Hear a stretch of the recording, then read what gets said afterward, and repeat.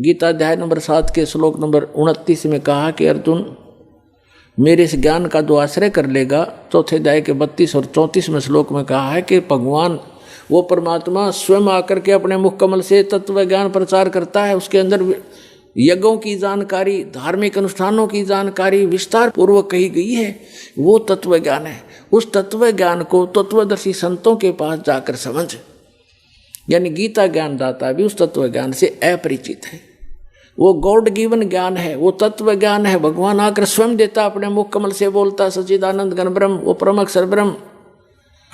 तो 7वें अध्याय के 29वें श्लोक में कहते हैं, गीता ज्ञान दाता कह रहा है कि मेरे इस ज्ञान का जो आश्रय कर लेता है, तत्वदर्शी संत की खोज कर लेता है, और वो व्यक्ति जरा और मरण से छूटने का प्रयत्न करते हैं।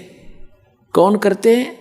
जो संपूर्ण अध्यात्म से परिचित और सभी कर्मों से परिचित वो व्यक्ति जरा यानी बुढ़ापा और मरण माने मृत्यु से मोक्ष के लिए, सदा के लिए, छुटकारे के लिए प्रयत्न करते हैं, जो उस तत्व ब्रह्म से परिचित हो चुके हैं, सारे अध्यात्म ज्ञान से परिचित हो चुके और सब कर्मों से परिचित हैं। जैसे आज के सत्संग में एक विशेष ये भी दास बता रहा है कि ऐसे कर्म नहीं करने चाहिए जिनसे हमें वो भोगने को दुबर हो, भारी हो। उनसे बचने के लिए ज्ञान है, इस ज्ञान से फिर अपने आप हाथ सिकुड़ जाएगा आपका। तो ये कंप्लीट स्पिरिचुअल नॉलेज है, अध्यात्म ज्ञान है। और ये कर्म बताए जाते हैं कि इनसे जो परिचित हो जाता है वो केवल जरा और मरण से छूटने का ही प्रयत्न करता है। तो फिर अर्जुन ने पूछा कि किम तत्परम, 8वें अध्याय के प्रथम मंत्र में, तीसरे मंत्र में उत्तर दिया 8वें अध्याय के गीता में कि वो परम अक्षर ब्रह्म है। तो पुण्यात्माओं, वो स्थान है सतलोक जहां जरा और मरण नहीं है। गीता ज्ञान दाता अपने विषय में कहता है कि अर्जुन, चौथे अध्याय के 5 और 9 श्लोक में कि अर्जुन तेरे और मेरे बहुत जन्म हो चुके, तू नहीं जानता, मैं जानता हूं।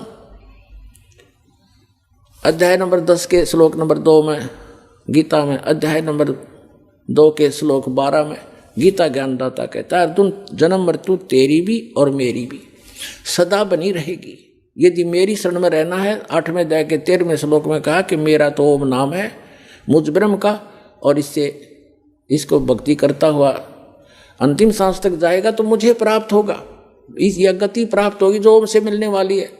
उस ओम के जाप से ब्रह्मलोक प्राप्ति है। 8वें अध्याय के 16वें श्लोक में बताया है कि ब्रह्मलोक में गए हुए प्राणी भी पुनरावृत्ति में उनका भी जन्म मृत्यु होता है।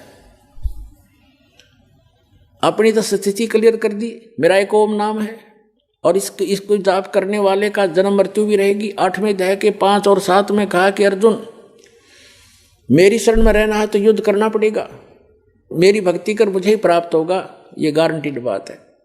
लेकिन शांति नहीं हो सकती, युद्ध करना पड़ेगा। युद्ध करने वाले को शांति कहा।